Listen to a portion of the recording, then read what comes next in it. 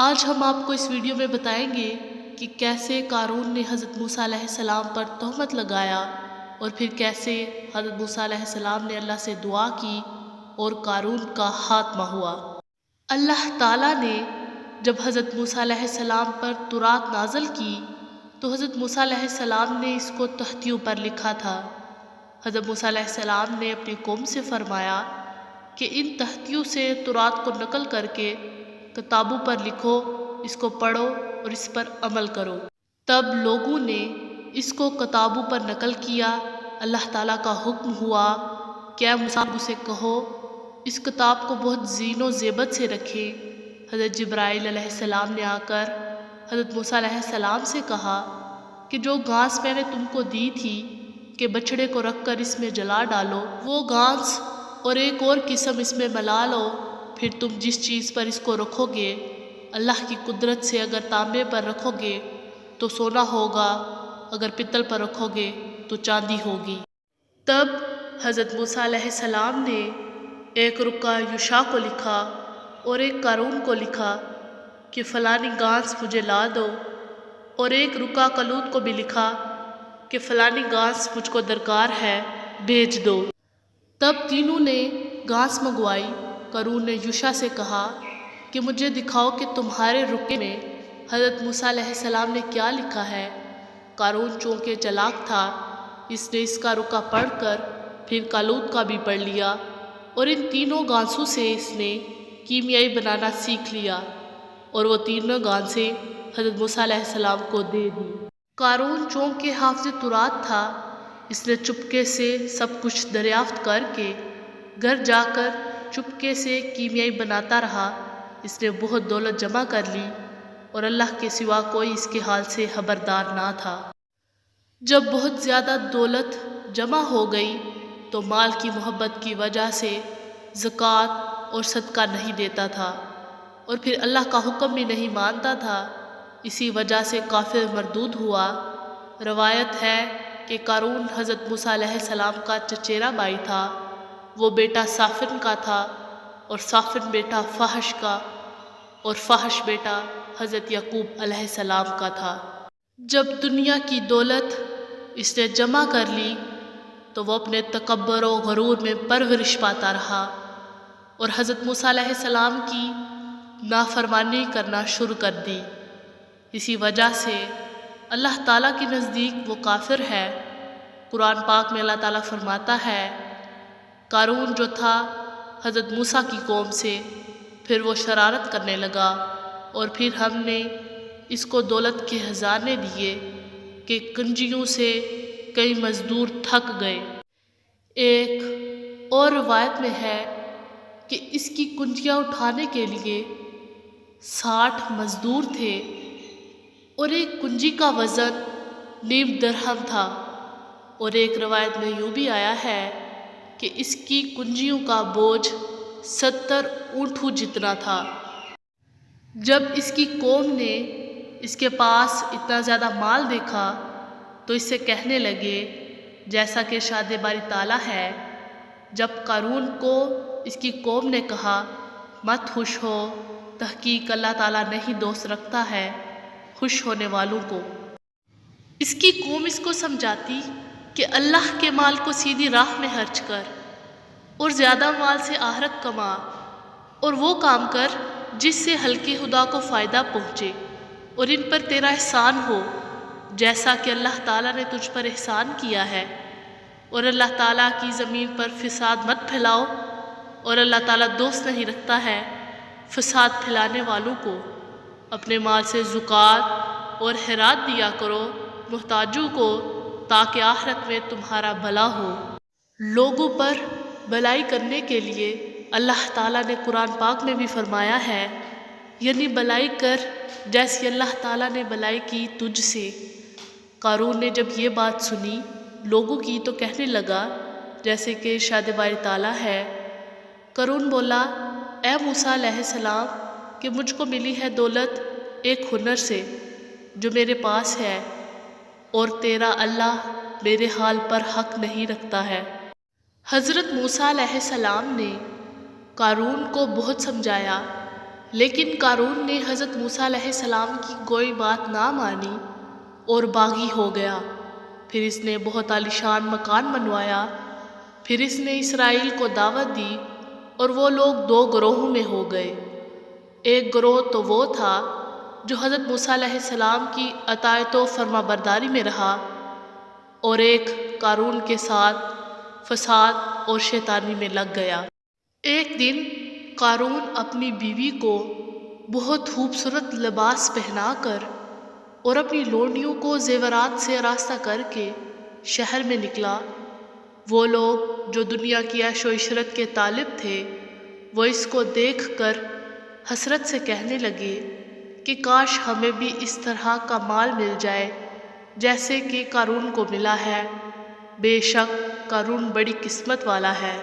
تب حضرت موسیٰ علیہ السلام کو وحی آئی کہ قارون کو کہہ دو کہ اپنے مال میں سے زکوٰۃ ادا کرے، اور اس حساب سے ادا کرے کہ 1000 میں سے 1 دینار فقراء اور مساکین کو دے۔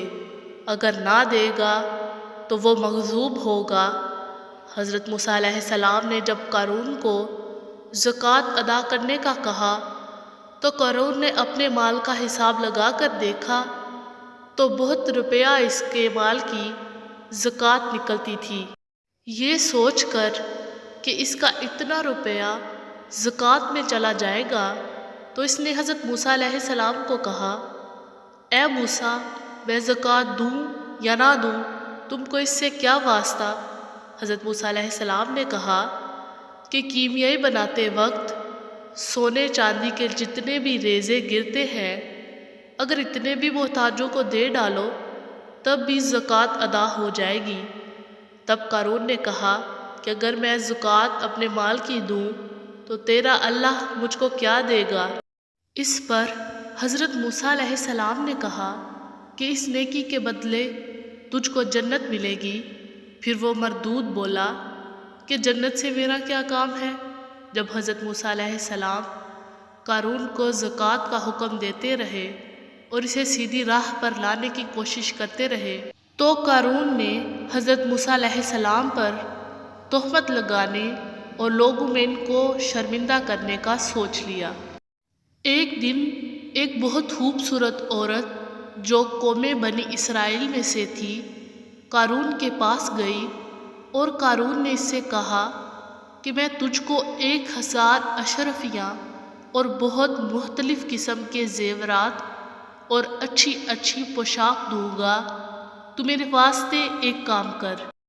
اس نے کہا کہ جب بنی اسرائیل کی جماعت جمع ہوگی تو سب کے سامنے مجمع میں جا کر پکار کر یہ کہنا کہ موسیٰ علیہ السلام ہمارا یار ہے اور وہ ہم سے زنا کرتا ہے۔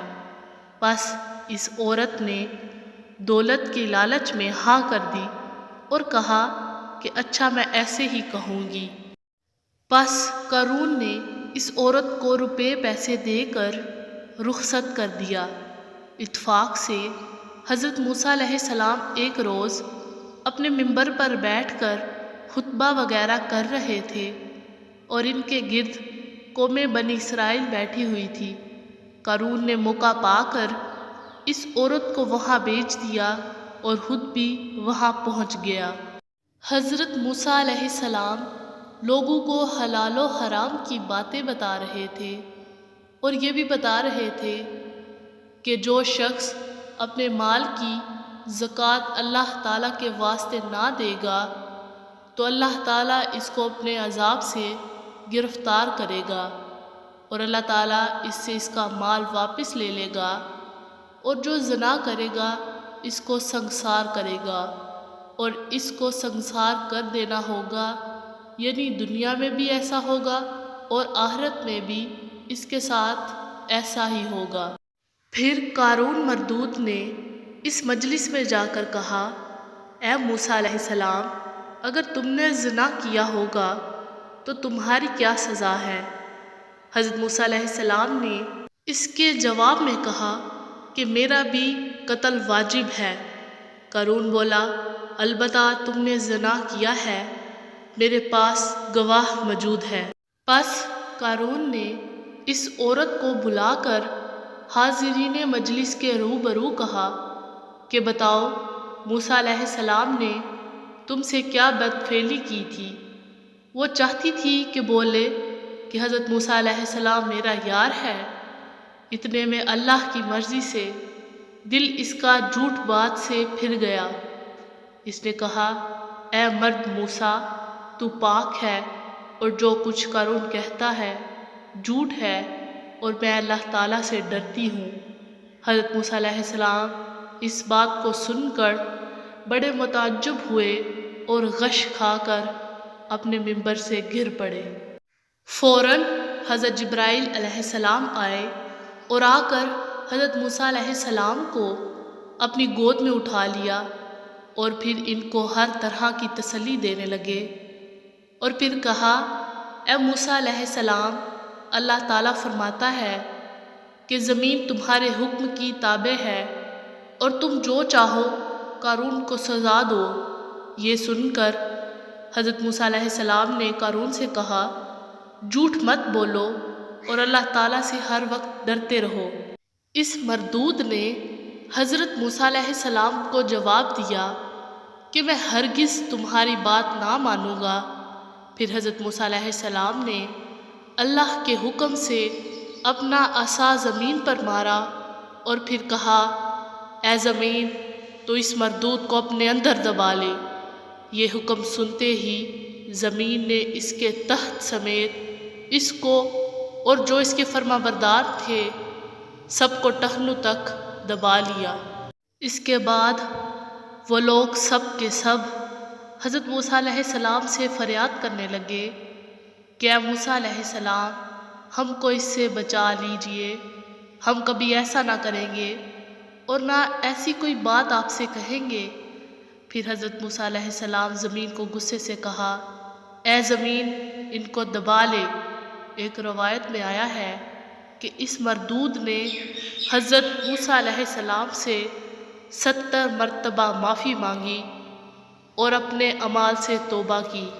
حضرت موسیٰ علیہ السلام کے بھائی ہارون نے ان کو عذاب الہی میں مبتلا دیکھا تو اپنے بھائی حضرت موسیٰ علیہ السلام سے کہنے لگے، میرے بھائی موسیٰ علیہ السلام، قارون ہماری برادری میں سے ہے اور ان کی جو غلطی ہے اس کو درگزر کیجیے۔ پھر حضرت موسیٰ علیہ السلام نے غصے سے کہا، اے زمین، ان کو گلے تک دبا لے۔ قارون نے کہا، اے موسیٰ علیہ السلام، تو میری ساری دولت لے لے اور بنی اسرائیل کے فقراء کو دے دے۔ جب اس نے یہ کہا تو اس کا جتنا بھی مال تھا حضرت جبرائیل علیہ السلام اس کو اس کے سامنے لا کر رکھ دیا۔ اس وقت حضرت موسیٰ علیہ السلام نے کہا، اے قارون، یہ لے اپنے مال کو، اور زمین کو کہا، اے زمین، دبا لے اس کو۔ زمین نے اس کو اور اس کے تمام مال کو اپنے اندر دبا لیا۔ جیسا کہ اللہ تعالیٰ قرآن پاک میں فرماتا ہے، پس دسا دیا ہم نے قارون کو اور اس کے گھر کو زمین میں، پس نہ ہوئی واسطے اس کے کوئی جماعت مددگار۔ یعنی قارون جو سمجھتا تھا کہ دولت کی وجہ سے وہ بہت طاقت رکھتا ہے، مگر جب اس کے زوال کا وقت آیا تو نہ اس کی دولت کام آئی اور نہ وہ لوگ جو اس کی جماعت میں تھے۔ پھر وہ لوگ جو نیک کام کرتے تھے انہوں نے اللہ تعالیٰ کا شکر ادا کیا۔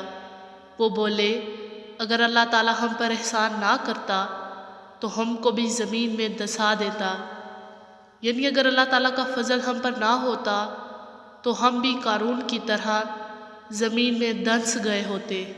اصل بات تو یہ ہے کہ جو کوئی جیسا کرتا ہے ویسا اس کو بدلہ ملتا ہے۔ اگر اس دنیا میں نیک کام کرو گے تو تم کو اچھا بدلہ اس دنیا میں بھی ملے گا اور آخرت میں بھی اجر ملے گا۔ لہٰذا ہر شخص کو چاہیے کہ وہ ہمیشہ نیک کام کرے تاکہ بدلہ اس کو دو جہانوں میں اچھا ملے۔